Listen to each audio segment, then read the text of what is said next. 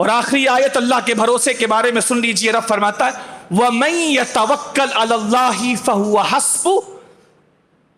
سن لو کہ جو اللہ پر بھروسہ کرتا ہے تو اللہ اپنے اس بندے کو کافی ہو جاتا،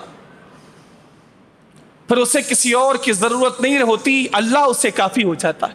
کیا اس مارکے میں صحابہ نے اللہ پر بھروسہ نہیں کیا؟ اس پورے مارکے بدر میں صحابہ نے اللہ کی ذات پر بھروسہ نہیں کیا؟ اور جب بھروسہ کیا تو کیا اللہ نے ان کی مدد نہیں فرمائی؟ اللہ ان کو کافی نہیں ہو گیا؟ 313 تھے، وہ 1000 تھے، مسلمان کتنے شہید ہوئے؟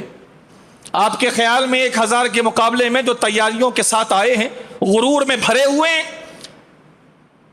اپنی کامیابی کے نشے میں غرق ہیں، اور ایک نفسیاتی فتح کے ساتھ آئے، صرف 14 مسلمان شہید ہوئے، 14 مسلمان، 313 میں سے 14 مسلمان شہید ہوئے، اور ان مسلمانوں نے 70 کافر جن میں بڑے بڑے سردار تھے، ان 70 کافروں کو مارا بھی ہے، اور 70 کافروں کو قیدی بنا کر پکڑ کر مدینے میں ساتھ بھی لے کر آئے۔